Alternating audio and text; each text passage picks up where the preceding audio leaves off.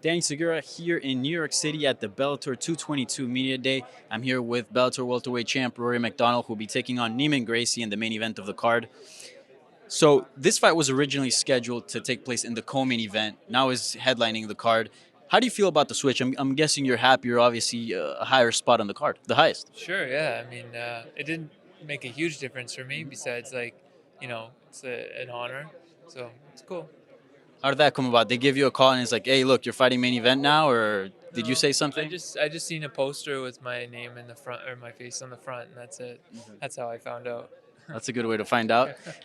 So let's talk about entering this fight. The fight previous, you made some comments after against John Fitch, and a lot. It was made a big deal in the media. You were saying that you weren't sort of feeling the same feelings you were feeling before when you were in the cage. Was that something you felt before, or was it the first time you ever felt that? Yeah, maybe a little bit in the Musasi fight, but really it wasn't. It was more of a lack of me taking the time to address my career with how much my life had changed in the last 3 years.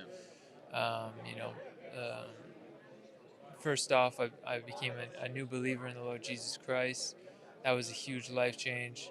I got married, children, house, a lot of things changing in my life. From where I was at, before I met my wife and the Lord. So, I never really took time to address the career part of it because I was just so used to the habitual, fight week, train for a fight, do it all over again.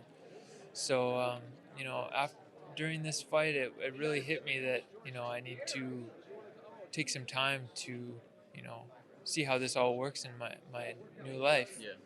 And I took that time and have perfect clarity, and in fact, like feels like a new chapter going forward. So. Yeah, that's something I wanted to ask you about because speaking with Ariel Hawani a few weeks ago, you said that fight was sort of crossing the bridge, right? So you feel like that's behind you now, that you're just a new fighter now, that those feelings, those sort of doubts are over with. You've dealt with them already. Yeah. I don't feel like that's gonna be a weight behind me or in the cage at all. I feel like I'll be able to just be myself and be free and compete hard. So you were mentioning when you fought before, you sort of had this anger feelings in you, and you're sort of looking to fill this void. Is there a difference? Are we going to see a difference between the new Rory MacDonald and the one that fans are used to seeing like all this time in the cage? I'm not sure. I feel like the fact of me like going out there to get the KO won't change. I'm gonna be picking. I'm gonna be hunting him down. Calculated as a technician and try to break him down. And beat him, and finish him. So I mean, the expression of my technique, I'm not sure. I'm just gonna go out there and compete the best I can and use my skills. And how are you feeling physically? Because you fought Fitch, and it wasn't a super hard fight in the sense of I guess damage. But right after you have to go into a training camp and another weight cut. How are you feeling physically? Well, I hurt my elbow in the fight from elbowing him in the head. Is it fine now? Yeah, and I was actually kind of worried because it was taking a little longer than I'd hoped and things like that. But it was fine. I was able to get a good training camp in and get in great shape. I had a little cut that healed, got fixed, so everything's good.